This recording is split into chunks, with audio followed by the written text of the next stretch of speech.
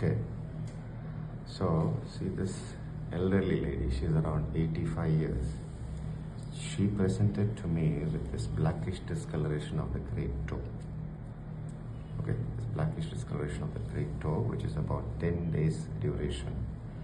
When I saw her, focus here, sir. When I saw her, she was having a foul smelling discharge and a very bad odor. So I have treated her with some antibiotics, with regular dressings of this wound. And now you can see there is a clear line of demarcation.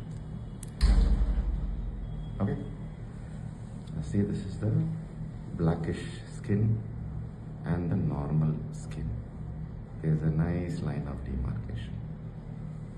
So now the findings are there is a dry, shriveled, mummified distal part of the great toe, and so it is a dry gangrene. In addition, come here, son. You'll also notice that there are some trophic changes here. The tip of these toes, the second toe and the third toe also, there are some trophic changes here which indicate that there is chronic neuropathy in this patient, secondary to diabetes. She's suffering from diabetes for almost 20 years now. And if you see here, this toes, you will be able to make out there is a little bit of clawing happening here. Is it coming in the ready?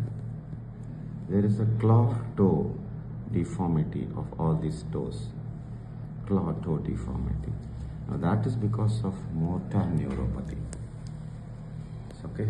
Diabetic foot, you not only get sensory neuropathy, you also get motor neuropathy. So because of motor neuropathy, there is paralysis of the intrinsic muscles of the foot, namely the interossei and the lumbricals. They undergo paralysis. So that is why we get this clawing of the foot. That is the first thing that happens in a diabetic motor neuropathy. So those are the findings here. There's a dry gangrene with a clear line of demarcation. There is a claw toe deformity. And you see there is a lot of wasting here. All the subcutaneous tissues have undergone wasting. The skin is thin and there is resorption of the distal portion of the toes. All this indicate that the patient is suffering from a severe peripheral arterial disease, probably secondary to diabetes mellitus. Now on examination, all these are inspectory findings. You feel for sensation, and most important, you feel for the pulse. The first one is the posterior tibial pulse. The posterior tibial pulse is felt little behind and below. That is the place where you feel for the posterior tibial pulse. Try to feel for it genuinely. I'm not able to make out any posterior tibial pulse here. Behind and little below, somewhere midway between the medial malleolus and the tender Achilles. The next pulse which we have to feel is the dorsalis pedis pulse.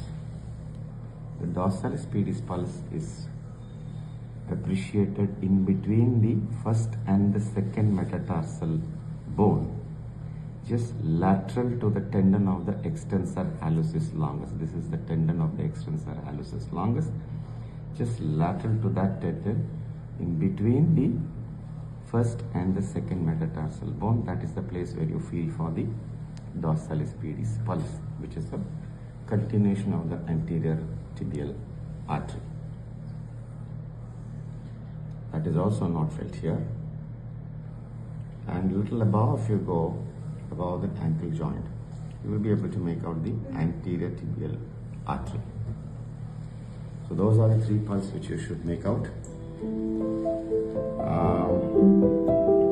now I'm going to give